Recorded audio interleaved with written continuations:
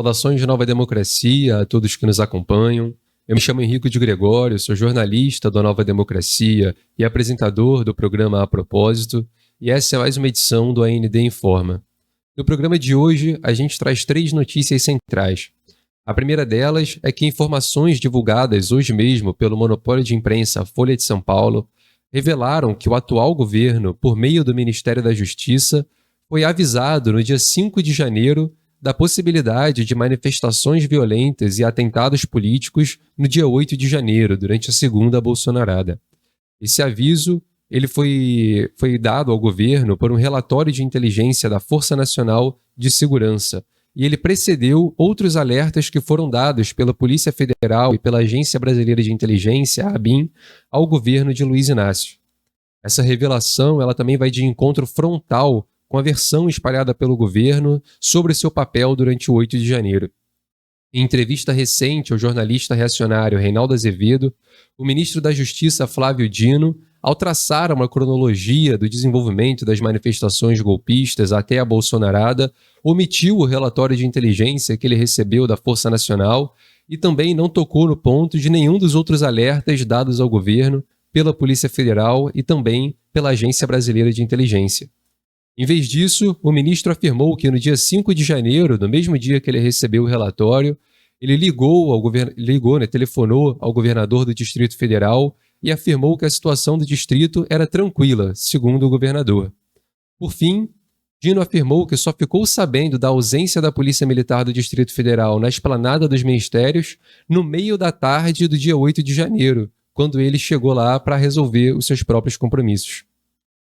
Quanto ao relatório enviado ao Ministério da Justiça pela Força Nacional, ele foi montado a partir de uma série de mensagens trocadas em um grupo de WhatsApp com 237 integrantes, chamado Rifa e Pesca. Nesse grupo, os membros incitavam a realização de atentados com o uso de armas de fogo e também com explosivos artesanais nas manifestações que exigiam ali a instauração de uma intervenção militar. Segundo a lista de destinatários da Força Nacional, esse documento foi repassado ao diretor da Força e também à Diretoria de Inteligência do Ministério da Justiça, que à época estava sendo transformada em Diretoria de Operações Integradas de Inteligência, a DIOP. Mas o Ministério da Justiça afirma desconhecer o que a diretoria fez com as informações.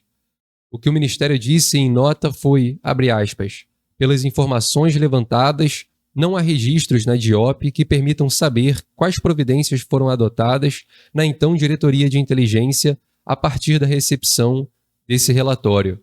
As revelações elas demonstram ainda a hipocrisia no discurso de Flávio Dino, que, lá atrás, chegou às raias do espetáculo para condenar implacavelmente o 8 de janeiro. Mas o que as revelações demonstram é, na verdade, uma prevaricação ou uma incompetência diante do ocorrido. Além disso, as revelações suscitam dúvidas sobre o que mais o governo esconde sobre seu papel durante o 8 de janeiro. Bom, passando à próxima pauta, a gente vai agora ao plano internacional da América Latina, onde, na Argentina, o desenvolvimento da crise econômica tem ocasionado a escassez de produtos básicos como alimentos, medicamentos e itens hospitalares. Por outro lado, os produtos que ainda chegam no país sofrem uma alta brutal dos preços frente à inflação de 124%. Os produtos em falta são, sobretudo, os importados, algo que reflete a situação semicolonial da Argentina, que depende de importações para suprir os abastecimentos dos produtos mais básicos.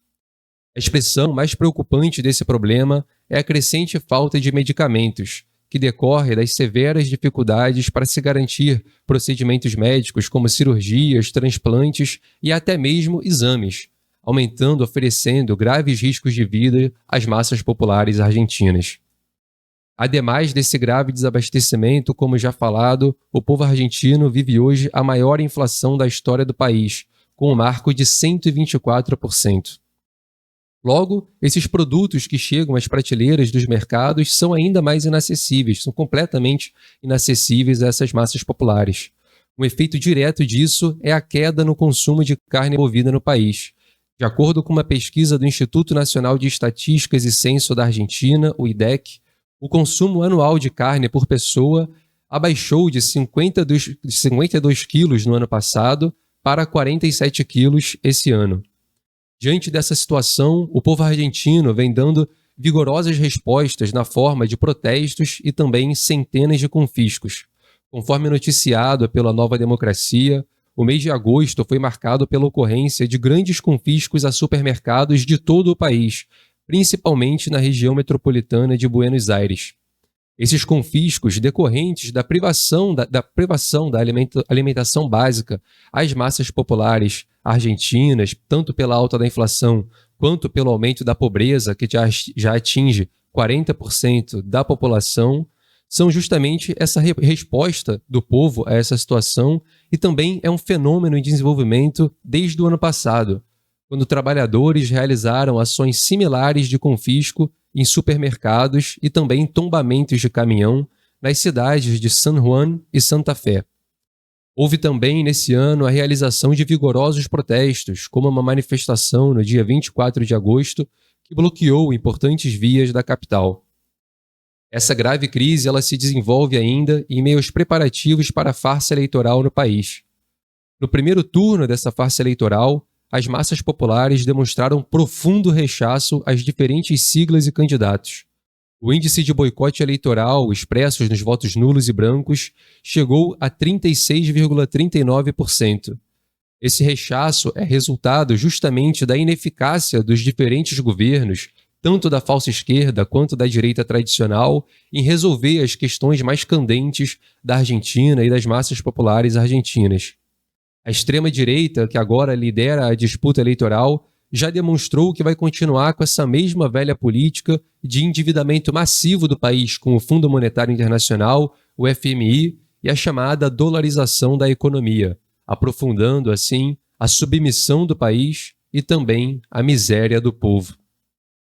Ainda no plano internacional, a gente vai agora à Índia, onde no dia 20 de setembro, a polícia indiana lançou uma declaração na qual afirmava a investigação e o banimento de 64 organizações do país. Em sua maioria, organizações populares e democráticas vinculadas à luta camponesa, à luta feminina, à juventude ou até mesmo à luta classista. A alegação da polícia foi de que essas organizações teriam vínculo com o Partido Comunista da Índia maoísta, o que vem sido desmentido. A organização Fórum contra a Corporativização e Militarização está organizando uma campanha em defesa das liberdades democráticas e denunciando essa ação da polícia como uma ação arbitrária. Isso se trata, na verdade, de mais um episódio da ofensiva do governo fascista de Narendra Modi contra as massas em luta na Índia.